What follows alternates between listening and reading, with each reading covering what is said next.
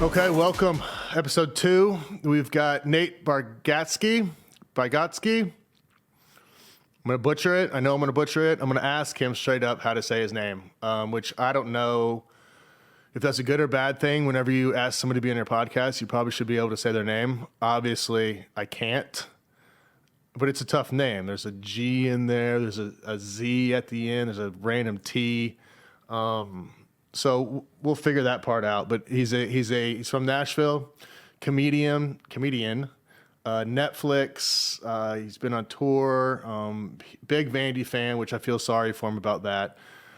So we're gonna get into it with him and talk. And I hope he's funny. You never really know, and I don't know him. I just know he's super funny on TV, and whenever I listen to him. And his podcast, he's got a podcast on YouTube too, so he's super funny. But you never really know exactly what you're going to get into with a comedian. He could just literally just be on camera or on stage. He's funny, and in real life, he's probably just a normal dude. But I think he's going to be funny. Hope he's going to be funny because this is only my second time doing this, and booked him in hopes that he basically would just carry the show for me, and I would just ask a few questions and he'd make me laugh. Because I love going to comedy shows. I love magic. I love all the things. I'm like a 6-year-old. So we'll find out. Not much else is happening in my life that I can think of. Still want to do school board. It's just, looks like 2024 is that. Twitter is still rolling. Having fun with that. I don't know if there's much else. NFL is going to start cranking up, so we're going to have some conversations about that coming up soon. Get some dudes on. We can talk some football a little bit. But I'm excited about this one. Nate's going to be fun. High hopes here, and we'll see how it goes. But let's get him in here and let's crank this thing up. All right, man. All right. Welcome. Thank you, man. Nate Bargatze? Yeah. Did I say it right? Yeah, Bargatze. Yeah. Bargatze. People say Bargatze a lot. I'll be honest with you, I think our family says it wrong. Really? Yeah.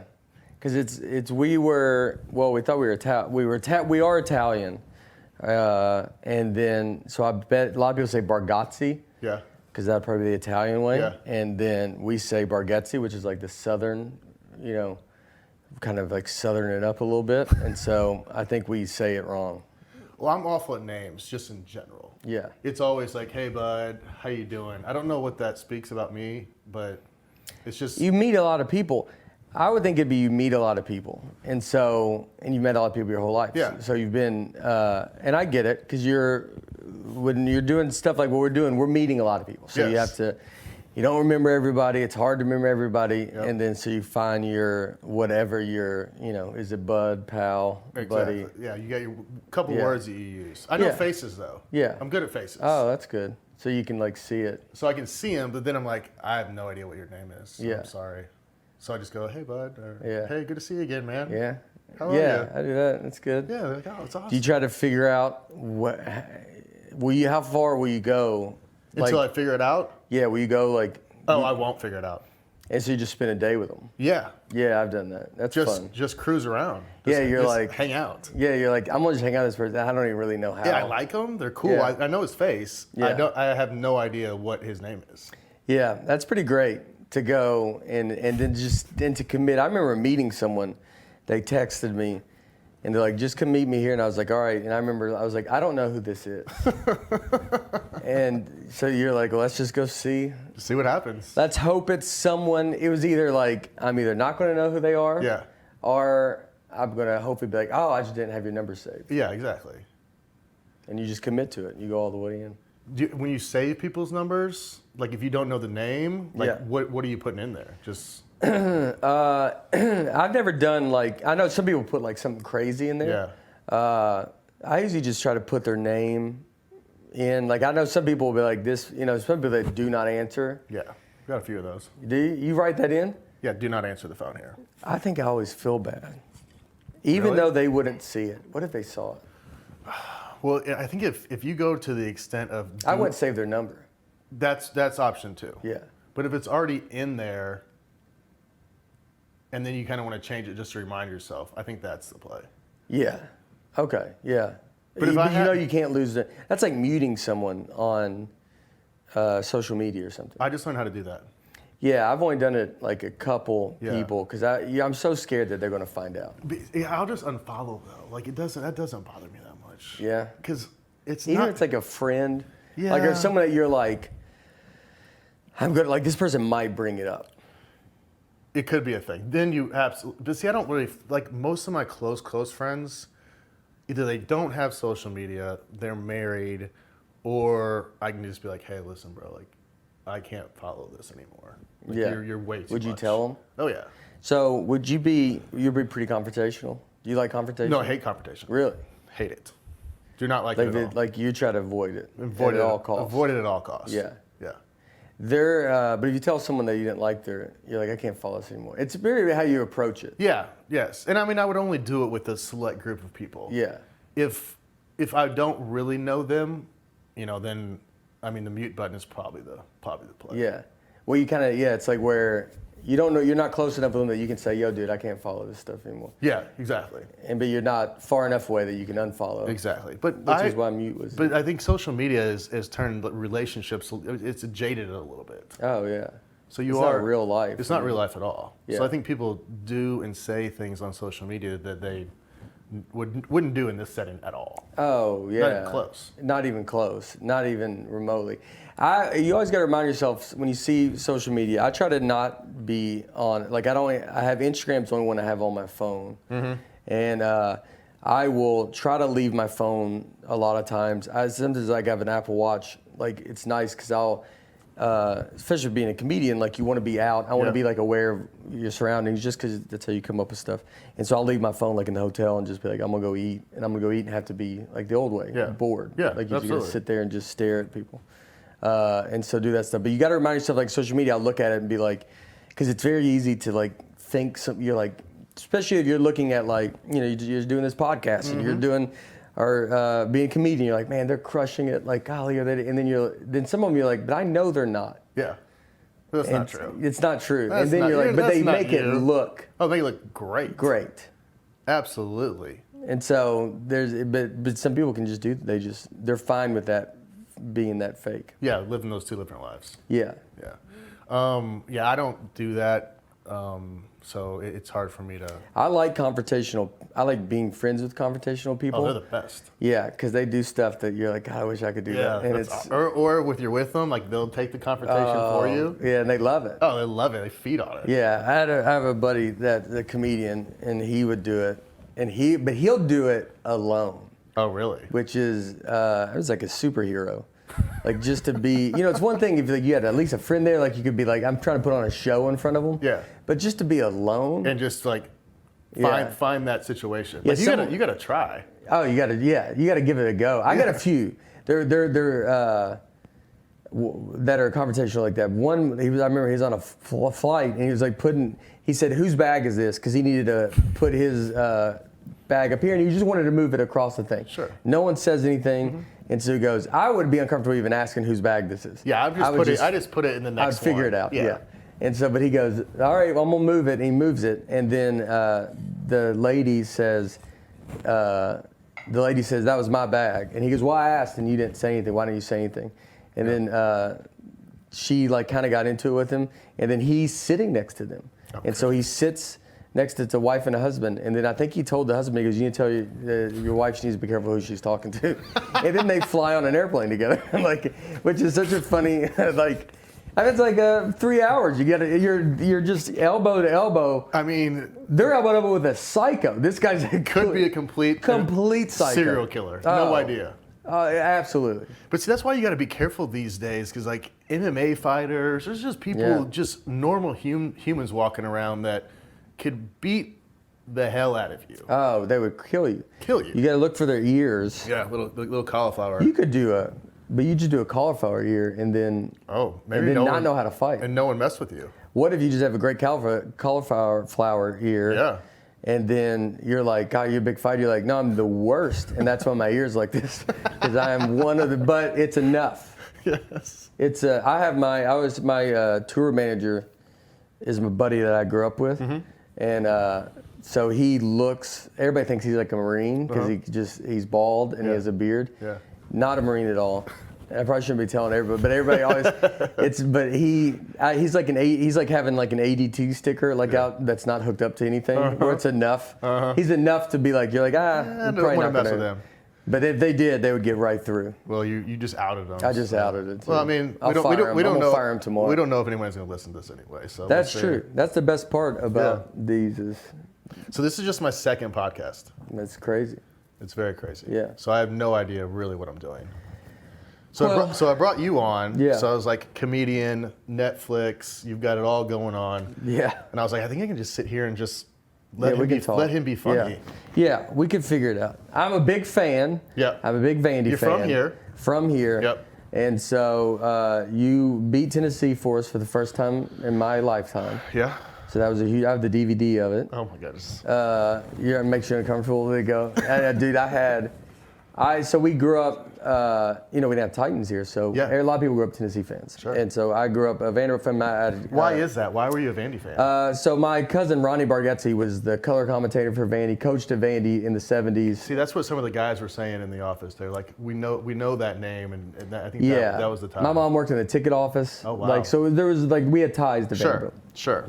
And then they were here, and so we grew up a big fan of them, and then so I remember I went to college briefly. I went to Vol State. Vol State? Volunteer State Community College. Volunteer State Community College. Just say it's the Vanderbilt of Gallatin that's my fun joke. And I took speech. I took all remedial classes because I barely made it out of high school. Yeah. And so I don't have a credit or anything, nothing. Yeah. I went a full year, no credit. How? Just because, man, I was in classes all just 40-year-old people my age now that was just going back to school. It's a bunch of moms that are, trying to improve themselves. Yeah, their kids are gone. They're like, I'm going to give school a go. Do something. And it's just me sitting there. And they ask so many questions because they're back in school for the first time. So they're they just raise their hand the whole time. And you're, and I'm 18, just being like, just put your dumb hand down and let's just get through this. Just get through this hour. Just so I can then become their age, and then now I'm going to be the guy back in those classes asking. And then we did. I remember I took speech, and I got an A. I gave a speech on Vandy's 95 season. Really? We went 5-6, and which is my favorite Vandy moments. Mm-hmm. People talk about being a Vandy fan. Yeah. It's brutal to be a Vandy fan. Yeah, it's a lot. Yeah. It was you were a huge help when you came, and then you gave us being the Tennessee. Mm-hmm. But the game I always think about too, the Florida game with Earl Bennett. The penalty. Penalty. I think about it every day. It's insane. You think about that every day. I think about it a lot. It was such a close moment. That was a heck of a. I mean, we went to. I think we went double overtime. Yeah. Or maybe just single overtime. When we were going to go for 2. We were going for 2. Yeah. Absolutely. Going for 2. And the celebration was nothing. It was insane. Yeah. He did absolutely nothing. That's all the conspiracy people have of Vandy fans. That's why. Well, I mean, that stuff happens once a year to Vandy. Yeah. And it's just wait, what just happened? Yeah. How is this possible? Yeah. And then the conspiracy theory, they need Florida to win. They need Alabama to win. That's where the money comes. Yeah. And we were at home. I was doing a show. I was doing comedy. I was in New York, and I was performing at an elk lodge. Yeah. That's an elk lodge? Yeah, dude. You do shows. I mean, it was brutal. The show was brutal. And so I was hosting. Yeah. So I would go up, bring someone on stage, and then I would go just sit in my car and listen to the game. Yeah. And so then I keep going back and forth. And towards the very end, I'm walking back out to the car, and I look to the left, and I see a light. And I'm like, what is there? There's a room downstairs. I'm like, what is that? They're just watching the game downstairs. So I got to see the end of it. But it was pretty infuriating to be like, so I could have just been watching this whole game. Instead of sitting in my car. Listening to it's the 1930s. And so I saw just the end. That's the only part of that game I actually saw was end of that game. That was that place. They had just the press box. They had just finished that year, and that place was so loud. That game, it was fun. That was a cool atmosphere. It was fun. We had. I always brought up some of my favorite Vandy that are the funniest was when Woody Woodnoff was there. That's who recruited me. Yeah. Oh, Woody. So they called me. I told this story a couple of times, but I'll let you hear real quick. I'll give the short version. Have you told it on this podcast? This is my second podcast. So you haven't told it here? True. Good point. Because no one's heard this. Yeah, no one's heard this. Yeah. So I'm in high school. I played safety too. Yeah. So some schools want me to play safety. A few schools want me to play quarterback. But I was like, I'm not playing safety in college. And so it's basketball season. I'm playing basketball. Still haven't committed anywhere. I was committed to Illinois. Decommitted because they wanted some other quarterback to come in. They wanted me to come in January. I was like, I can't do that. I can't stay at home for 4 months, 5 months. So I get a call. It's the AD over the speaker in school. Jay, please go to the athletic director's office. Go down there. He's like, if Vandy's on the phone, they want to talk to you. I'm like, oh, okay, cool. Don't know anything about Vandy. I'm from Southern Indiana, Big Ten country, Notre Dame, Vandy. I'm like, I couldn't point at a map and tell you where Vandy was. So the recruiting director gets on the phone. He's like, "Hey Jay, we just watched your tape. We really don't think that you can play tight end in the SEC though." I'm like, "Perfect. I don't even play tight end." This is awesome. Yeah. And I'm like, "Hey, I don't play tight end. I think you got the wrong dude." Yeah. And he's like, "Who is this?" And I told him position, high school. He's like, "You can." That's back whenever VHS. So I hear him rummaging through tapes and stuff, and. He's like, "Oh, I see it here. We'll watch it and we'll call you back." I'm like, "Okay, sure." Yeah. So they did call back 3 hours later, and they were like, "Hey, we've got one scholarship we need to know by end of the day." Wow. And I'm like, "Well, I need to go home and get on the internet and figure out where Vanderbilt is and what's happening here." Yeah.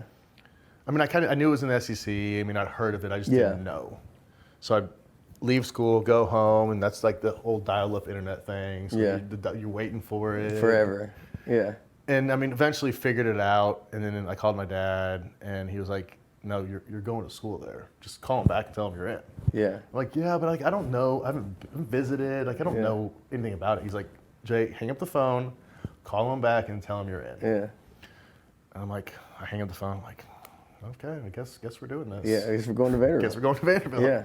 Called him up, and I was like, "All right, I'm in." And then, it obviously worked out, but came down for a visit the next weekend, and we were at Fleming's there on West End, the one that's upstairs. And I'm with the coaches and stuff, and Woody's nowhere to be found. All of a sudden, you see Woody. He was big, man, at this point. He's at the bar, sitting down with whoever his wife was or somebody at that point. He turns around, comes over to the table, shakes my hand, says, "Hey, happy to have you here." Turns back around and goes back and sits down at the bar. Oh, that's good. And that was Woody in a nutshell. He was awesome though. It was a cool ride, and then Bobby obviously came the next year. But it was a wild story just to get to the end. That's that's a great because Woody was like a big hire because he had a Super Bowl. The Pittsburgh Steelers, Steel Curtain, the whole thing. Yeah, so I mean he was probably like, "Yeah, I don't care, dude." He's like these college kids, like freshmen, like dumb kid. He goes, we thought he was a tight end last week. Now he's playing quarterback. We don't think you're a tight end. You're like, I don't know. What happened to that guy? I would love to know who that tight end was. No kidding. Who is he? What if he's learning this right now? He goes, "This is why I didn't make it." That was me. That was me, dude. I was that tight end. And I wasn't a tight end. That's great. Yeah, he was. The game I was going to tell you about with that, when we played LSU, like 95, and Vandy's, LSU's like 13th in the country. We're not anything. And we 113th. Yeah. And so we score with 13 seconds left. It's 7-6, and we're like, dude. And we're going to go for 2. And we're like, this is the craziest thing. Yeah. Like, why not? We might beat LSU. This is crazy. Yep. And I remember sitting in the stands. And then we proceed to, when we're going to go for 2, we get back-to-back delay game penalties. Oh, my gosh. And then they kick the extra point, gets blocked. And then we lose. We're kicking from the 50. Yeah, 52-yard extra point here. and then we end up losing. And I was like, this is what being a Vandy fan is. That sums it up in 20 words. It's something that you haven't. Yeah, you're like, whatever you think could go wrong, it's gonna happen. It's gonna go wrong without a doubt, and it's gonna be unbelievably heartbreaking and tragic. Yeah. You're gonna be right here on the cusp, and then it's just gonna all float away. Yeah. Yeah.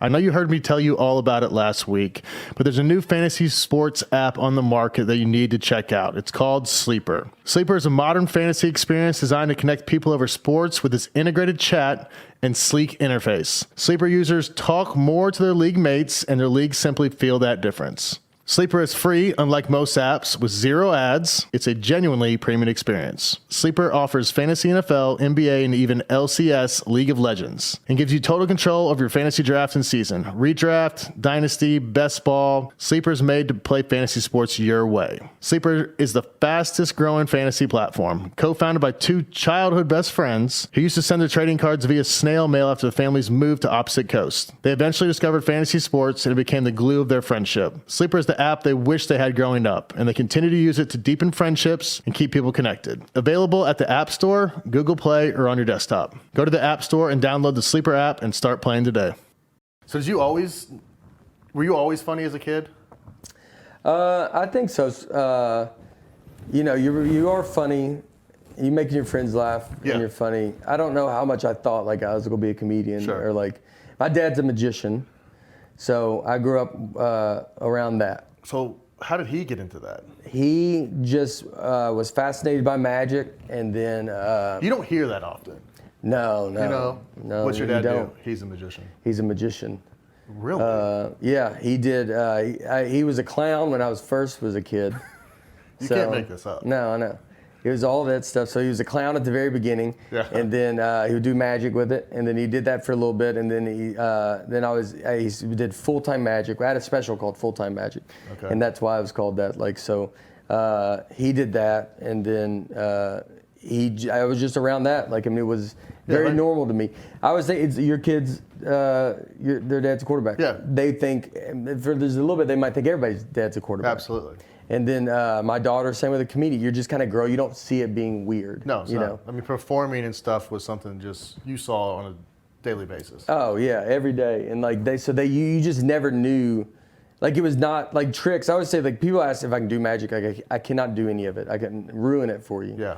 But it's a lot of work. Like I mean, it's a lot of, doing coins like just in and out of your hands. It's a talent. Yeah, it's sleight of hand. Like it's, I mean, it's a ton of stuff. Yeah. And so I never was, like I never did it. I was just around it so much. Yeah. Just like oranges, like a lot of lemons. We always bought more lemons than a normal family. Why? Because you put $1, so you can make $1 or a pill out of a lemon. Okay. Like just weird, like fruit. So you guys are just buying lemons by bulk. I mean, just a ton of lemons, dude. Like a ton. Where you go, what is that? Are we just starting selling a lemonade stand Yeah, here? yeah, Like, what's the game plan They're here? like, this one family just buys these lemons. Just a big lemon family. They like alkaline water, really. Yeah. They're big So on that. they did. So he, so I grew up around that. So I grew up at least with, that like I was around that. Yeah. And then it was normal to you. it was normal, and and so there's some kind of performing gene probably in me, and that. Oh, absolutely. And so then that's when I moved, and then I went to try to go to college. It didn't really matter. Were you kind of creating an act in high school or whenever you were at the volunteer state? No, in high school, the only thing I would say, I remember, I did think I wanted to be a comedian towards my senior year in high school, and because I think I wrote like where you would be in 10 years, and I said I'd perform at Zanies, which is the comedy club here in Nashville, and I ended up doing that, but I don't know if I really thought, sometimes you're just writing stuff. You just write stuff down just to write it down. Yeah, you're like, it's something in me. Yeah, it's aspirational, but it's like. But you're like, the odds of that. Maybe. Yeah, maybe. I don't know. Maybe not. And so I remember the one time I remember making people laugh. One of the first early on is I was at a party with a lot of people from my high school, and I'm telling a story, this long story, and it's like destroying, like it's getting a lot of laughs, everybody's laughing, and you could just feel. And it was like a long story, and I was like, golly, that was like great. Like everybody was like, everybody's listening to you. And then we went to the next week. We went to like a different high school party, and so I don't really. All those people of mine knew me, and the other ones don't. Let me try this again. My buddy, he goes, "Tell that story," and I do it, and dude, it bombs so hard. Really? And just because it was like something you learn, you're like, oh, because that's what stand-up is. So I got to be funny to people that don't know me. Like there's a lot of people are funny to your friends. Inside jokes, inside things jokes, you know. They get you. They can picture you. Like you're gonna be funny to your friends because they think that's what Jay would do, and like they know you, and they know. So you got to then learn how to do that to like people that you're like, I don't know these people. They don't know me. They have no clue who you are. No, and so you got to just somehow learn how to be funny to them, and then that's when I like moved. First thing when I started here, I was just doing I read water meters in Mount Juliet. Really? Just whatever job, dude. I have a joke that I say in my act. A big reason I knew I could start comedy is because I never had a job I knew I couldn't go back to. Like I was never an engineer or never. It was. It's just going to be like, we still lifting with our legs. Yeah. Like I just have to pick up heavy objects. So I can be gone for 20 years and show back up and be like, I can do this. Yeah, I can do it. And so I started that. I moved to Chicago first. And I lived in Chicago for 2 years. And then I moved to New York. And I was in New York for like 9. And New York is really where I got. Where you got it? Where it got kind of crazy. And you went up every night. Did you watch comedians growing up? I was a big Seinfeld fan. I'm an enormous Seinfeld fan. Cosby. I can see that. Like, you got the dry humor and the wit and stuff. I could see how that kind of shaped you a little bit. Yeah. And then you get into when you get into comedy, then that's really when you're like, oh, these people are like better. You're like, oh, there's people that are like really good. The guys you never heard of. At the time, like when I moved to New York, Bill Burr was a big comic that I saw. Yeah. And he was probably 10 years in when I moved to New York. And I just remember being like, so no one really knew who he was, but I was like, this dude's nuts, dude. He's gonna do it. And so it's always kind of, it's like you don't, I imagine sports has to be the same way where like you could think like, all right, you're around this like group and you're like good. Then you go to college and you go to the pros and you're like, oh, like everybody's really good. Oh, this is it. I mean, and I went to Vandy, so there was a handful of guys that were good. You knew that they were good. Yeah. Other guys, they're good football players, but they're not the guy. And I remember my first OTA in the summer when I got to Denver, and I was like, oh, okay. Yeah. Everyone's good. Yeah. All 22 are fast. All 22 are big. So I can definitely see that. Was there ever a point whenever you were in New York where you're like, I might not be able to cut this? I don't ever think back. It's like when you start it, sometimes you just are going where you're like. You're just going. And you're trying to figure something out so much that you're not thinking I can't do it because you're just you never take that 5,000 foot view. Like you're just so. Well, I always say that I would always have my goals would be very attainable. Yeah. Like it was, so when I first moved to New York, you would stand out, way to get stage time. There's a new comedy club in New York City called Boston Comedy Club. Okay. And Chappelle used to come in there all the time. This was when Chappelle's taping Chappelle's show. Wait, in New York, there's one called Boston Comedy Club. And then, I don't know why. Mm-hmm. It's not there anymore. Okay. But it was a kind of a, Comedy Cellar is the kind of famous club in New York. And but this one was, and so how we get stage time is I would hand out flyers. So I would stand on the corner and be like, hey, trying to get an audience to come in. Mm-hmm. And then comics would come in and go up, and then our payment would be, we get to go up at the end of the night. Okay. So you do that every single night. And so at that point, I'm just trying to like get good enough to not have to hand out these flyers. Yeah. Like I want to be able to just go up. Yeah, just do this. And so like your goals are always, when they're very attainable, like then you can kind of, you eventually do get to that point where you just go there. I wasn't like, I want to do Madison Square Garden. Because if that's all you're thinking about, I think you're going to quit. Yeah, you're going to lose. Yeah, I mean, the small steps to get there just seem unattainable. It seems. Yeah. Well, you got to see people. You got to see people make it. Like that was a big reason to go to New York. Was like you got to see people get famous. Like you got to see. Like I saw Aziz Ansari was doing open mics, and then he was hosting the MTV Movie Awards, and like I saw that dude become famous. Mm-hmm. And then you see like Amy Schumer was like someone that was there, Bill Burr, like all these people that you're like, all right, well, these people were down here with me. Yeah. And now they're up there. Yeah. And so you're like, there's at least a path Yeah. for them to get there. And you don't feel as Overwhelmed by the overwhelmed by it. process. But if I was like just living in Nashville Yeah. and then I would be super overwhelmed because I'm not you doing the steps that they did. Absolutely. Like you're skipping steps. That's true. I mean, very rarely does someone doesn't see someone before them do something. Like, you know, those are the rare people. Like most people, like they have a structure, they have someone that they've seen accomplish these things and they can do it. Was going to Chicago or going to New York a tough decision? It was, I was 23. Yeah. And so like, I wasn't doing anything. So it wasn't, my buddy wanted to go to another big, huge Vandy fan, actually. There was like, we got a group of us here. Yeah, small group. And it's a small group, but we're getting more. The best part is we got a lot of people now, all my buddies that were Tennessee fans, their kids are Vandy fans because the baseball program's gotten really good. Yeah. So they became kind of just, it's my favorite thing in life to see all these diehard Tennessee fans and their kids just want to go to Vandy games and wear Vandy hats. But he wanted to go to Chicago and go to Second City, which is like improv. And so I went there and I started some of that, and I didn't really like improv. Why? It's not on you. It's very you rely on other people. Yeah. And so I didn't like it because if I didn't want to go down a path, I didn't want to. You kind of got to do what everybody's doing. Yeah.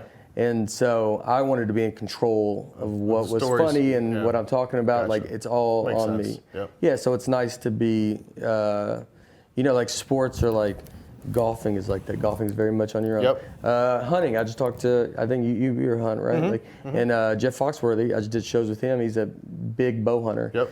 But he talked about it's like all on you. It's about you and like it's you and you're just by yourself. If you mess up, it's your fault. It's no one else's fault.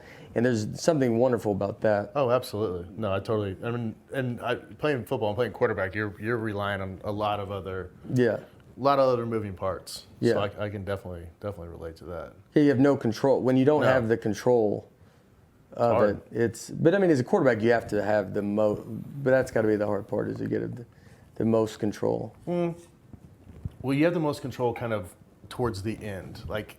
To start the play, like they've got to block, they've got to run the right route, they've got to, sometimes you have to have the right play called, and then you can do your job. Yeah. Yeah. So, if someone misses a block backside, like you don't even get to do your job. Yeah. It's just you just get crushed. You're just on the ground. Yeah. Is that always when you get just hit and you have no idea it's coming? Is that majority of the hits? No. Okay. No, that's the smaller portion of them. Like I saw, like Justin Fields got smoked. Yes. That's rare. Yeah. It's really rare. But you don't know whose fault it is. Yeah. You don't know if he's hot off that guy, if the line slid the wrong way. You have no idea. So, I feel bad for him, but I'm like, it also could have been his fault. So I have no idea. Oh yeah, it could be the quarterback. Yeah, so exactly. The quarterback. So if you get hit like that, you could be like, dude, you did it. Yeah, you'd be like, I messed up, which I'm fine with. But like, somebody else is like, come on, bro, like, help me out here. Yeah, you killed me. Yeah, like getting smoked isn't fun. Yeah, sorry about that, man. Is that a funny?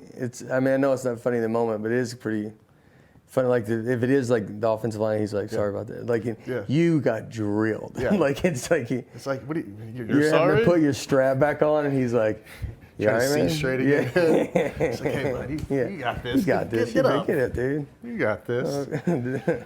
But it gets to a point, like what happens a lot, like you just kind of look at him and you're just like, you don't even need words. Yeah. Like you just meet eye to eye contact. Yeah. It's like, I'm just so disappointed in you. Yeah, no one's like thrilled. You're like, none of us are happy. No, about the moment. No one wins this. Yeah.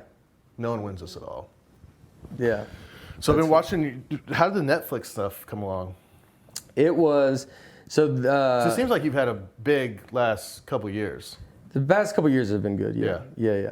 And then so we, I did a bunch of stuff before. It's like everything. You like in this.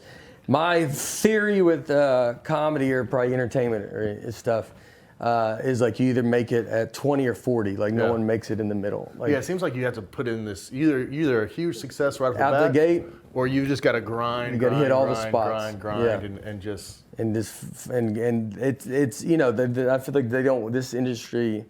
It's not the industry. It's like show business or whatever. Like they don't want you. They don't need you. No. There's plenty of people. It's like anything. So you're like, I mean, sports anywhere. Yeah. And if you're getting to be lucky and get to do like a dream for a job, then you got to go earn it. And you got to show up every day and then want to do it. Yeah. So it takes a long time. And I did just, I was always kind of doing stuff. I did a special, my first Comedy Central special. For an hour-long Comedy Central special. I did that, aired the same night of the Mayweather-Pacquiao fight. Oh, gosh. Yeah. I mean, it was like, I didn't even watch it, to be honest. I mean, I watched the fight. Like, the fight was like... It's the fight. I remember telling Comedy Central that, and they were like, I don't know if people are going to buy that fight. You're like, this is the only fight that people have been waiting for like... This is the fight.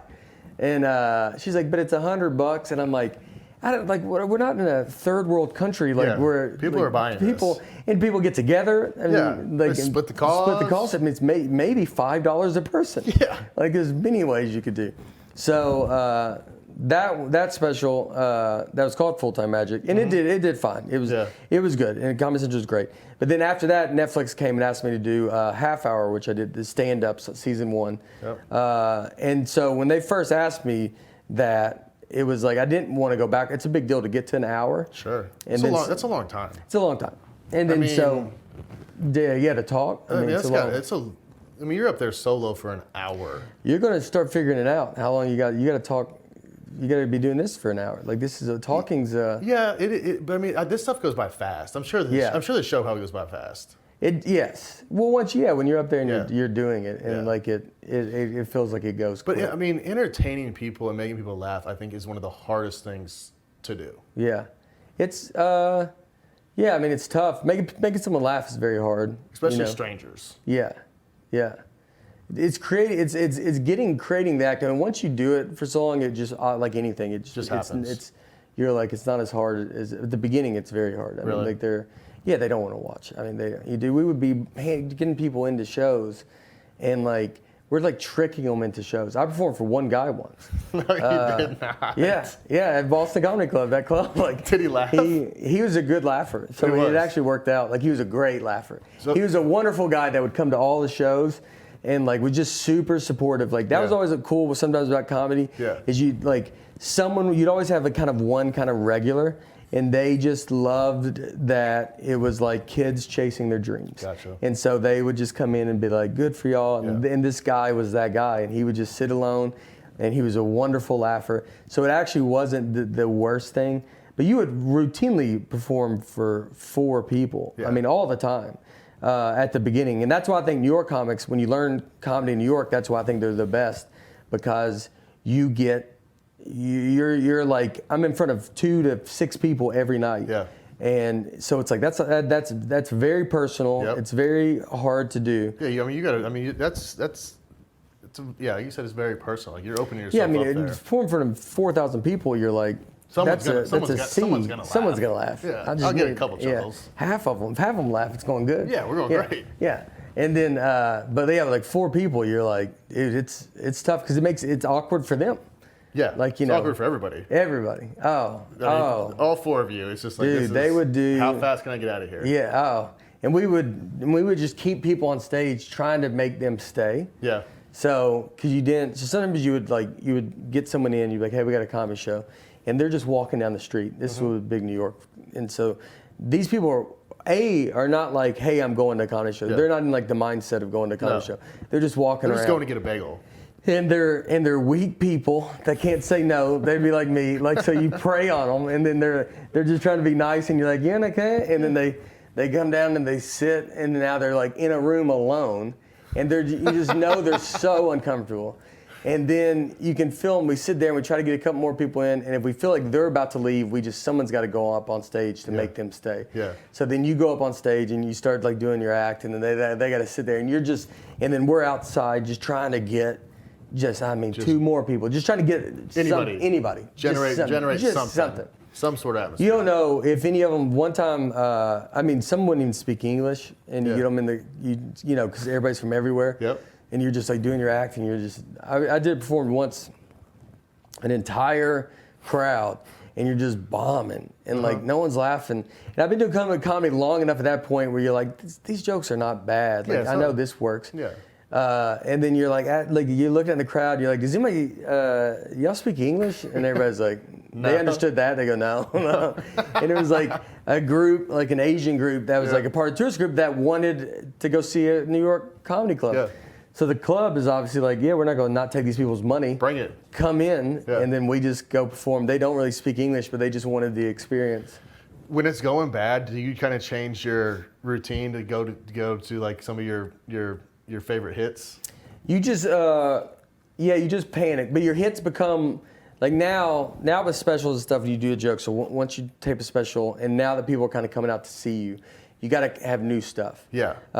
So your new hits will just become the hits that you know. Gotcha. But you will go to your stuff. I would always do. Sometimes I could tell like wife stuff would always do really well. Mm-hmm. So like if I'm doing a set that's not going good, maybe I could get to that wife stuff quicker than I wanted to. And you got to kind of speed it up, or like family stuff is always pretty good. Yep. Some stories. You don't want to get stuck in a long story. So you try to, when you tell stories, you try to have a lot of outs. Like, so there's ways, like I could have a story that's 5 minutes long. Yeah. And if it's not good, I need to have exit ramps. So I can bail in case, like, otherwise you just got to be like, all right, this ain't going good, and then you stop it in the middle. And you just sometimes you do that. You just go, this is terrible. Sorry, guys. I'm sorry about that. Let's move on. Let's try and that can usually get a laugh. That's a just laugh. The awkwardness. I would laugh at that. Yeah, the awkwardness of that. Yeah. And then, but you don't. That's the stuff that you don't want to get. You don't want to rely on that. Yeah, that's got to be once in a blue moon thing. Yeah. So you can't be like, you're like, well, what do you do? What does this joke do? This joke doesn't do good, but it always does good when I say it doesn't do good. Yeah. Like you don't want to be like, well, I don't want that. Yeah. And but you can be in it. You said that guy was a great laugher. I mean, do you know all the different laughs? I take it. Do you have a favorite laugh? That guy's laugh was great. Was it like a cackle? Was it loud, or was it? It was a belly laugh? It was like a jolly laugh, like a Santa Claus. It was very joyful. Laughing. You can be. I have a joke now. I'm telling in my hour, my new hour now, about a girl laughing, and when she laughed, her laugh, she would just go ah. She'd make a solid noise. And so it's a whole. I don't want to tell the whole joke now, but it's but like it was like that was one of the first shows I ever did, and they had to tell her that she can't laugh anymore, and it became a real big thing. Her family got mad, really, because they were like, that's how she laughs, and it was like she shouldn't be like and it was like a whole thing because no one just gets used to that. No, like you don't get used to it. The crowd doesn't get used to it. No. Everybody notices it. Yes. And so it takes away from everything. You could, like, sometimes there could be, you could make, sometimes someone will have, like, some crazy loud laugh. Yep. But it's a normal sounding laugh. Sure. It's not just a straight noise. Yeah.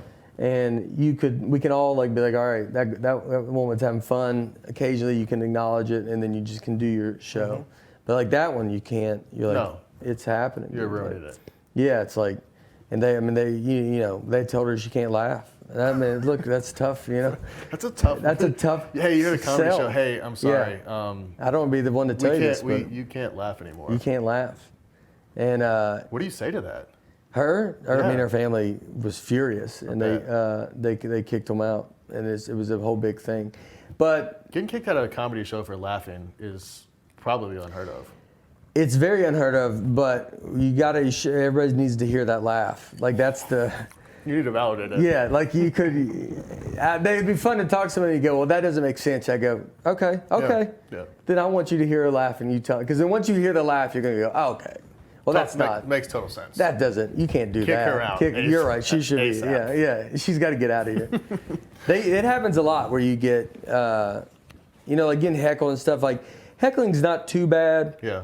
A comic can welcome on the heckle. Like if I'm talking to the crowd, well then I'm opening up a lot more opportunity. Yep. I'm not a big crowd work guy, so I don't talk to the crowd a lot, and so I don't really get a ton of it. And then if sometimes I can hear it, I try not to address it. So sometimes when you're on stage, I can hear someone talking like up front. Like I had someone recently, and every joke she was like, "That's right, and she says, "That's right."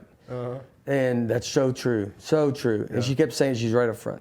That woman's not being mean. There's not like, she's enjoying it. Yes. It is unbelievably annoying. Yes. To just, all I hear is her going, that's so true. That's so true. Yeah. And so, but you just kind of, like, I never addressed it. I just kind of, I know I'm the only one that can hear that. Yeah. So you're like, all right, well, let me just get through this. And finally she kind of stopped because she can't do it for an hour.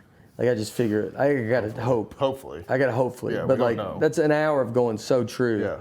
It's a lot of so trues. It's a lot of truth. So I'm just hoping that I can wait her out. So true. And I did. So true. So true. Yeah, it was very true. Do you still get nervous?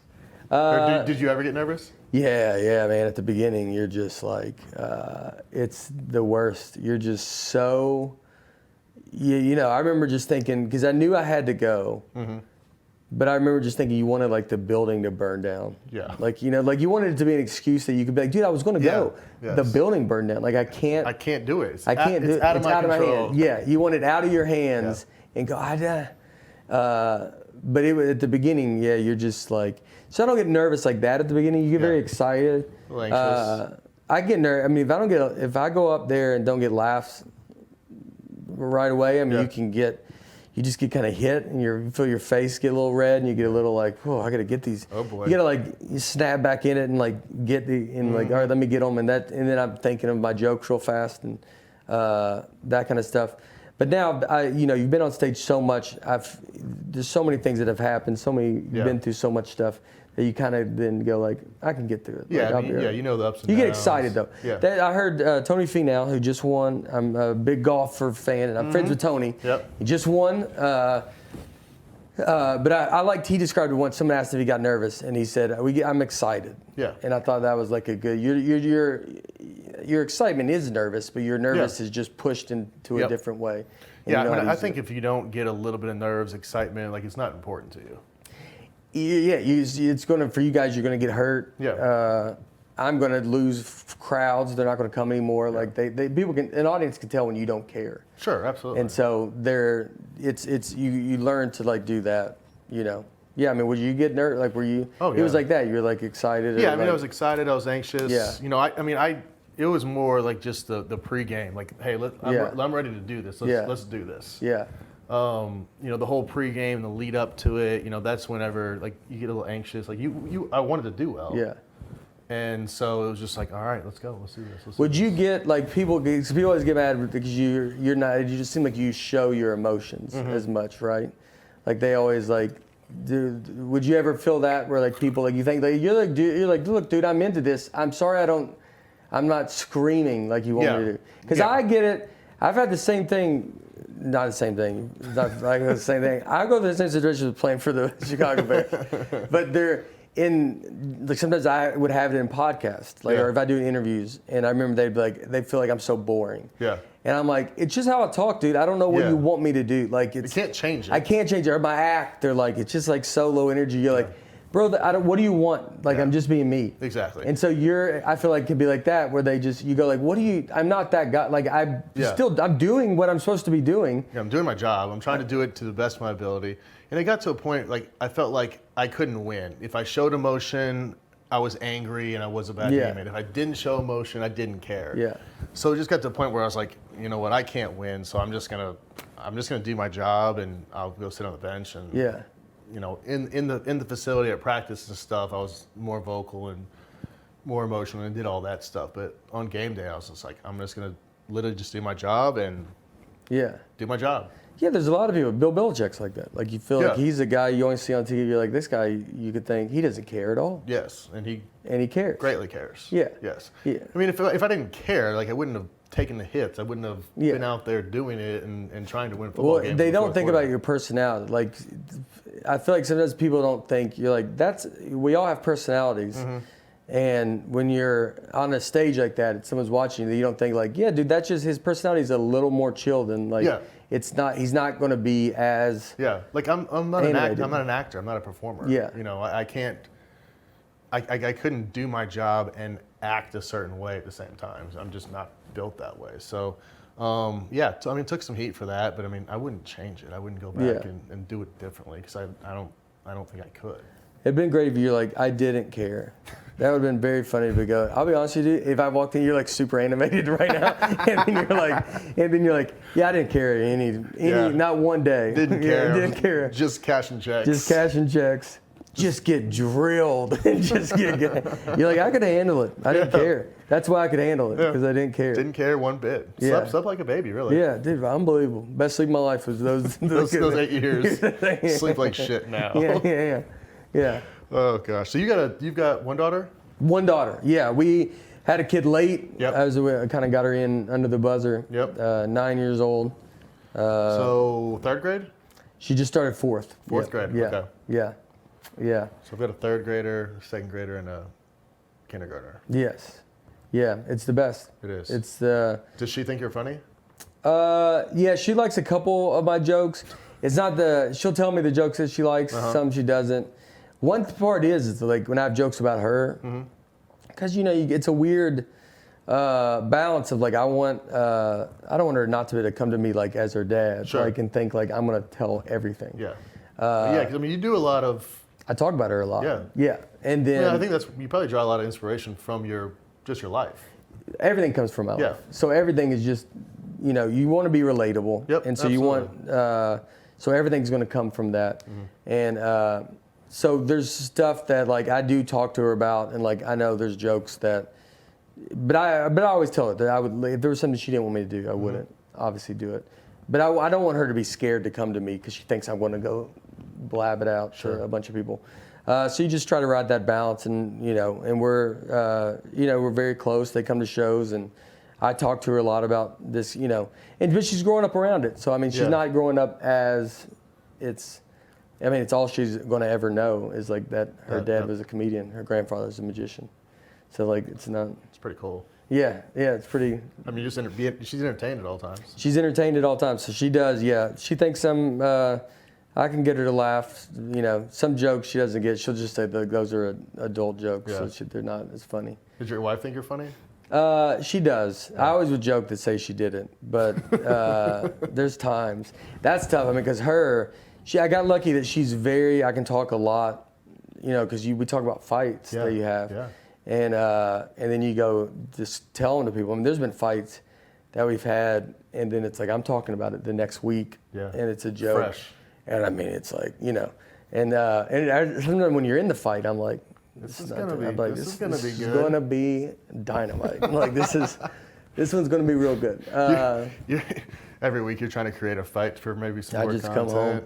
I just bring another woman home just to just see what happens. Just real extreme. Just like it gets too far where you're like, what? You're like, I just meet this girl and tell her I have a family. I come introduce her to my family. I'm like, I need material. I have to tell my wife that. What do you want me to do? We gotta pay for this roof. Do you want to live in this house? Like, just get upset about her. I turn it on her. It's flip it around. Yeah.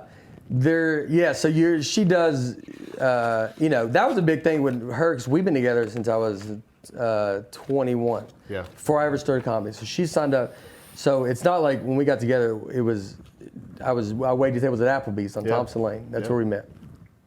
And so she like came for that. And then when I got in her, like my parents. When I said I'm gonna be a comedian, were thrilled. Yeah. My dad's a magician. I mean, they're like, dream come true. Yeah, they're like, they did it. Like, And then, and her family's like, what? Like, and they were always, I remember they always said, they always told me, like, cause they were like, when they did it, cause I was always very quiet over there.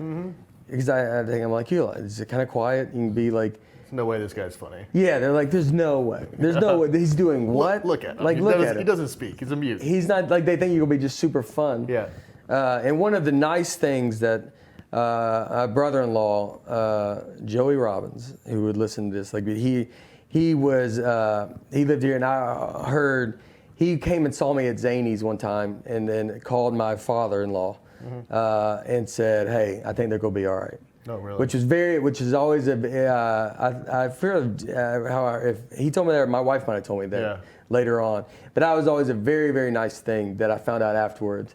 Like that, it was like he was like, "Hey, don't worry about it. Your daughter's going to be fine." Like believed in you. He like watched me and was like, you know, because you know, wife's parents they're like, I don't know what this is, dude. Yeah. Like they're like, I'm trying to do this dumb dream that could Yeah.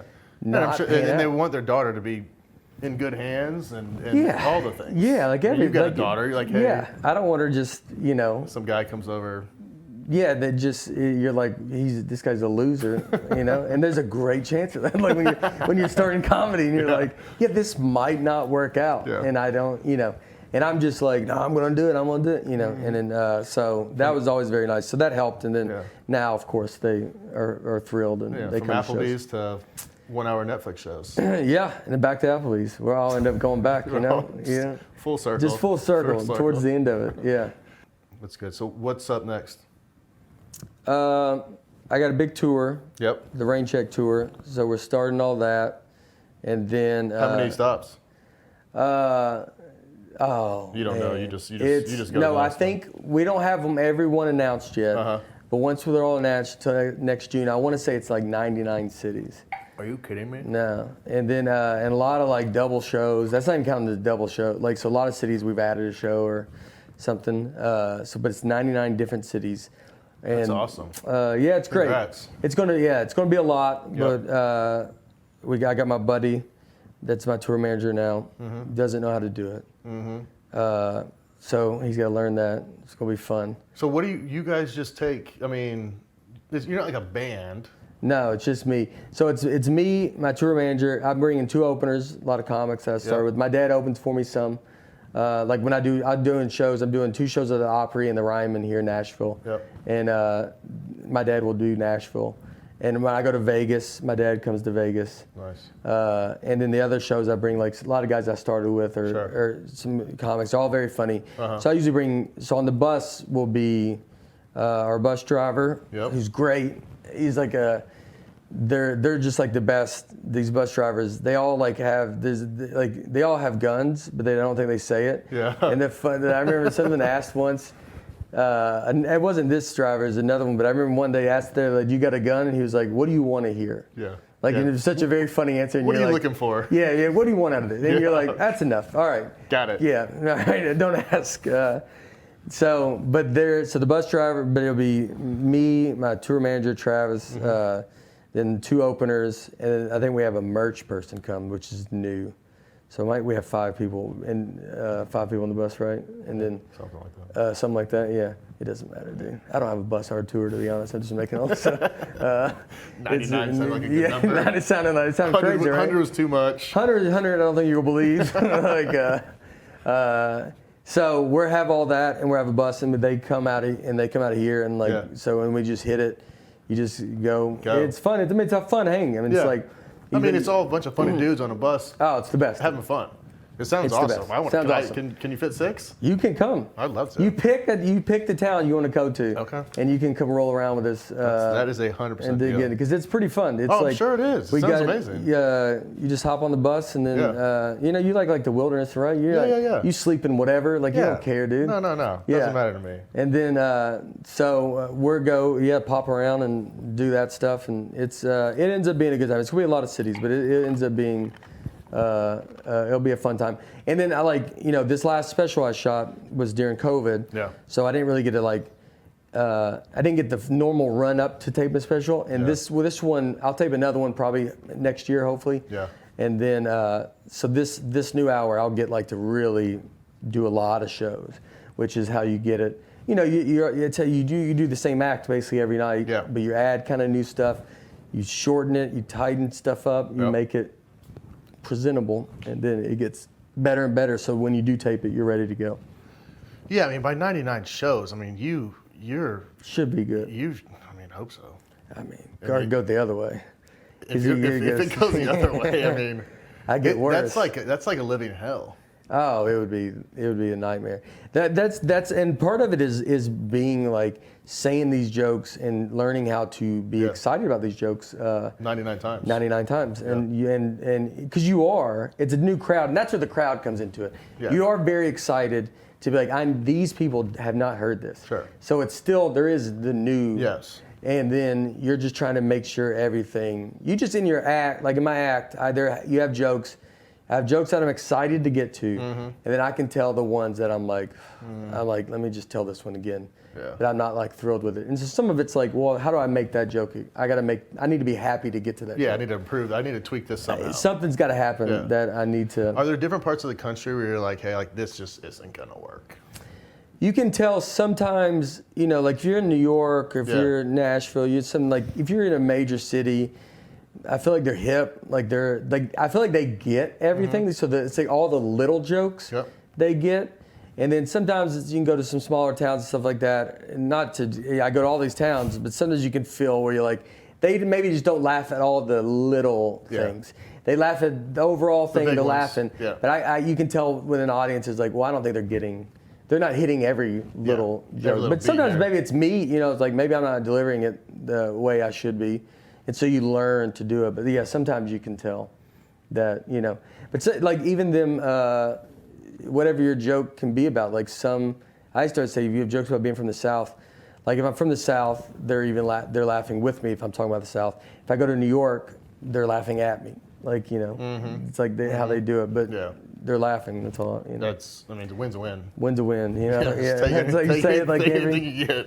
When y'all do interviews, do they ever? Why don't they ever just stop and be like, y'all don't have to do interviews anymore? Like because I always think with athletes, it's the same. Like college, like when you see like Saban. Yeah. You're like, who cares, dude? Like he says the same thing. Yeah. I'm a giant UFC fan. And I love it because they say whatever. Anything. Well, they're going to say the wildest stuff just because. Yeah. To get more views. Well, to get more views and to get a bigger fight. But Dana White says it, and he doesn't. Like Dana White will. I remember when we were trying to see if Khabib was going to fight after like one of these fights. And so that's a big story. Like, is Khabib going to fight? Like, it was like when we're retiring. I'm sure people are still going to ask you if you're going to be coming back this year. Yeah. Tom Brady, is he going to retire? Yeah. And there's all this kind of aloofness, no one knows.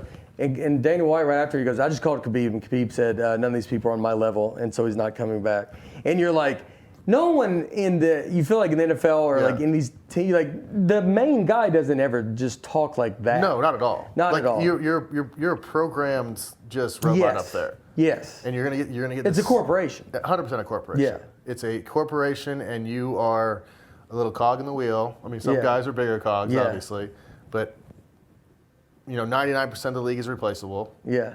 And you better say the right stuff, or the corporation they'll replace you. Yeah, because they can. Because they can. Because there's. Why not? Everybody's good. Yes. It's like that's the level we were talking about earlier with. Had in comedy, and like when you go to the NFL, you're like, yeah, dude, we're all good. Yeah. So it doesn't matter. Yeah. Like, if you don't work, then it's not going to matter. Exactly. I was in Vegas for the McGregor fight. The last one? Yeah. Yeah. Oh, with Poirier? Yeah. Oh, yeah. Just stomped him. Yeah. Yeah. He got lucky. Like breaking his leg was probably the best thing that could happen to him. Yeah, yeah. Because round 2 was going to get, it was going to be. And the fact that Connor's going, because Connor's obviously, I love him. Yes. And he's done so much for the sport. Yeah. And he's very, very fun. Mm-hmm. But Poirier is like, you're like, this dude's like the real deal. He's a real deal. I thought with the Conor and Khabib fight, I remember watching, I watched that at a comedy club. Mm-hmm. And I loved it so much. Yeah. And then, Khabib was in, I felt so control of it. Yes. And then I remember Khabib he goes, what round is it? And they go 4, and then he ended it. Yeah. And I just assumed that he chose 4th round. Like he's like, I'll do it the 4th round, but he wants to hurt him. Yeah. Like truly hurt him. Sure. Because he didn't like him. And so he's like, I'll do it for 4 rounds. Mm-hmm. Let me know when it's the 4th round, then I'll end it. I'll be done with it. And then I'll jump over the ring and fight everybody else. Yes. Which was amazing. That dude. See, that's the kind of guy, you'd run into him with a bar. And 155 pounds or whatever. Yeah, and you'd be like, whatever. Whatever, dude. Say something smart, and the next thing you know, your arm's broken. Yeah. Or worse. Yeah. So. I mean, you got to hope. That's what we always, those guys, you got to, I think people try to fight them all the time. Because I got to imagine people would want to fight you. Weirdly enough, I knew Ben Bailey, host of Cash Cab. Uh-huh. He's 6'6". He's a triathlete. He's in great shape. Very big dude. Uh-huh. And he would always say, dudes try to fight him all the time because they get drunk they see a big guy, and for some reason, they don't want to fight me. They want to go fight the big guy. Sure.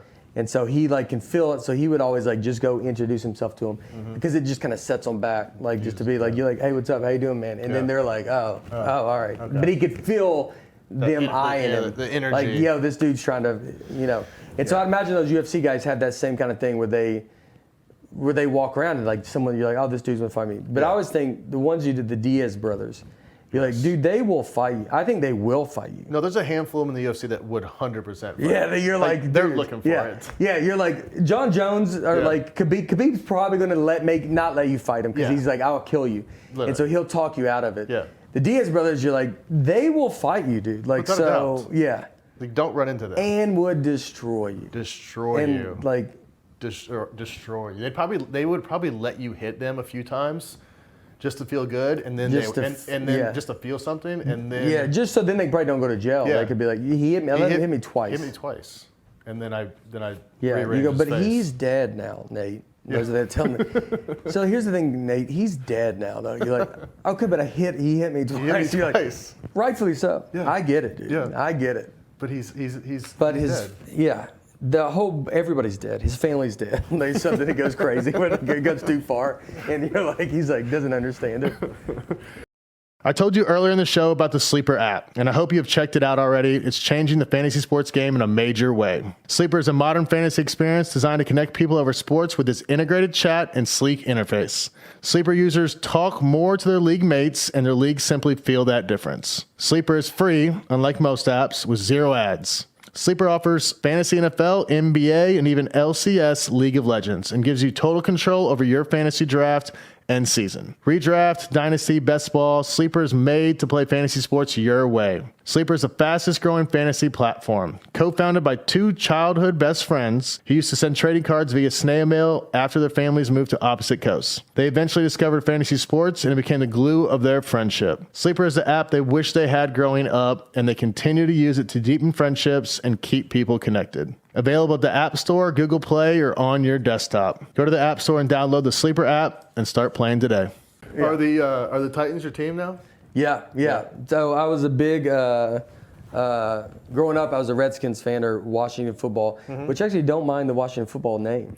I don't mind it either. Yeah. I'm glad they at least kept it. I was like, you know what? I kind of like that. Yeah, I don't kind of works with the uniform. Yeah. It feels like Alabama. Like it feels like very traditional. And you know that like they're gonna pick something horrible. Oh, I mean the Guardians are the.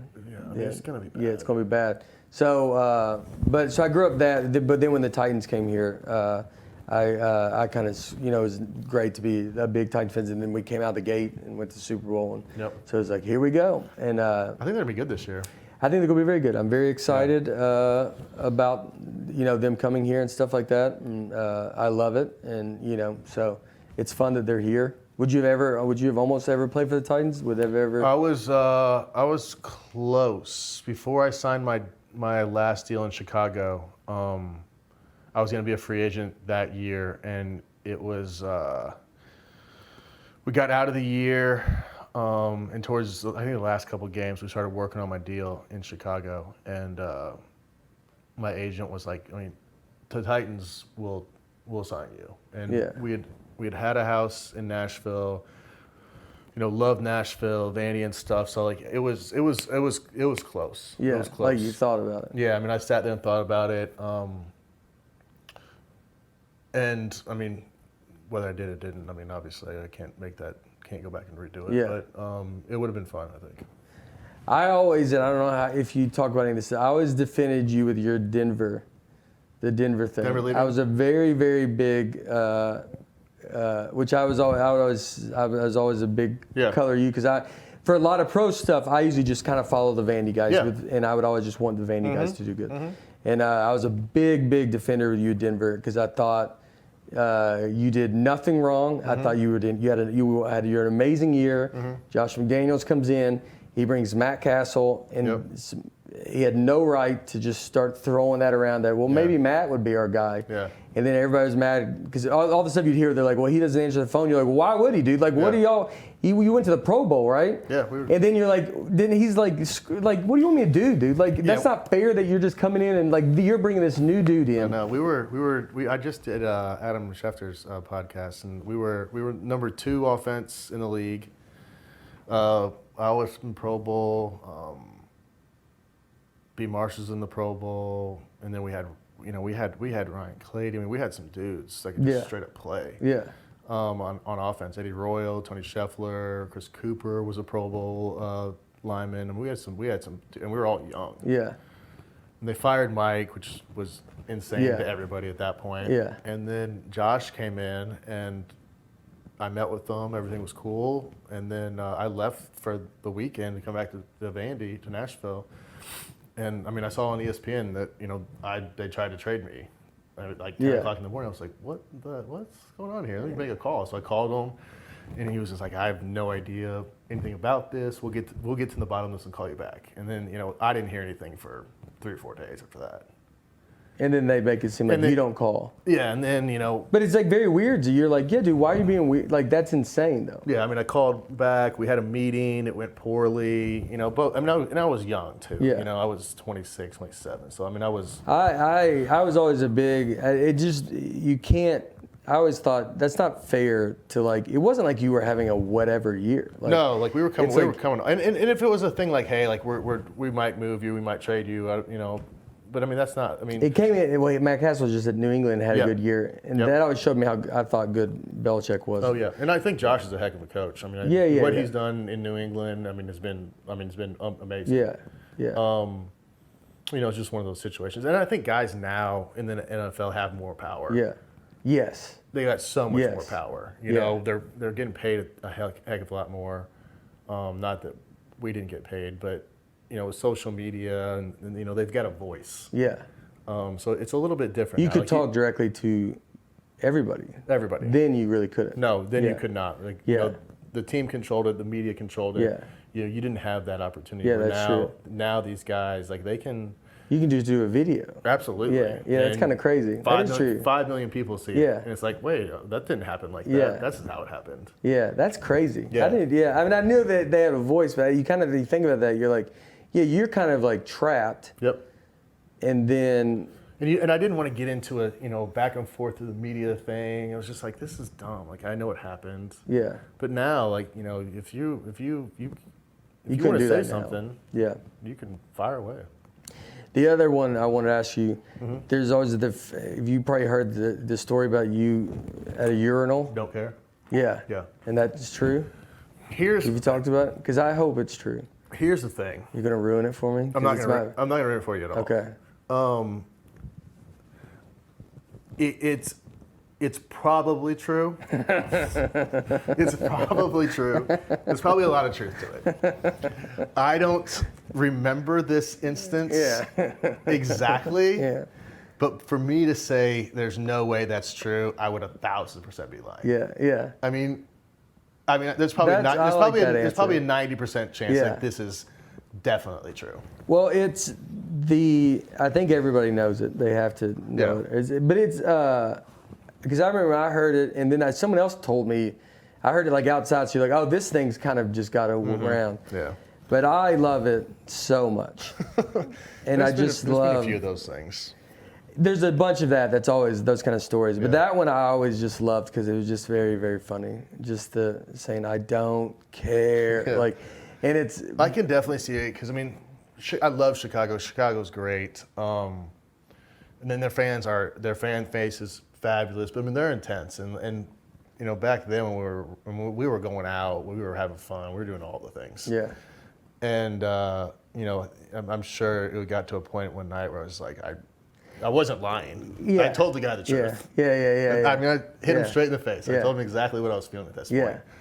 So, I probably did not care right then. Yeah. At all. Yeah, no, it's just one of those, you're not going to do that. It was just like added. Did you ever go to Jake Melnick's, the sports bar in Chicago? Mm-mm. That's where I worked at. That's where I waited tables there. Is it up by Second City? No, it's right off Wabash and right off the Chicago L stop, Chicago and Wabash, I believe, or something. I can't even remember. Is it Rosebud's over there? Yep. And I know then, where Rosebud's is. Golly, there's a big famous hotel. It's right by the Hancock Building is all down, Okay. all that kind of yeah. up there. And then Yeah, that was. It's a fun little town. I loved it. I always remember when I left Chicago. At that point, Chicago's got a great stand-up scene now. But at that point when I left, I knew I had to go to New York. Yeah. And There's just way more clubs Yeah. there. You can get up every night and you could get better really quick. And then and so one time I remember we were doing a show in New York and this girl came and she said.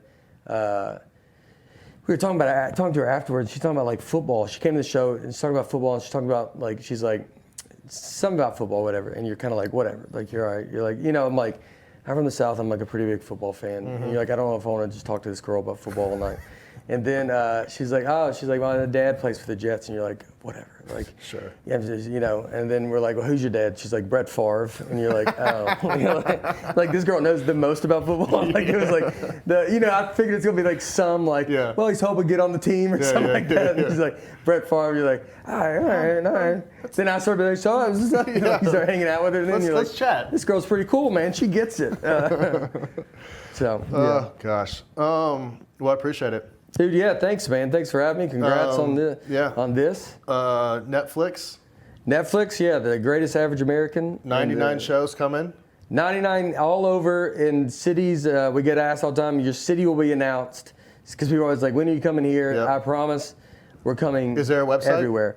NateBargatze.com. You can just go to my website and all that stuff pops up on there. Check him out. Check out his Netflix. It's awesome. It's super funny.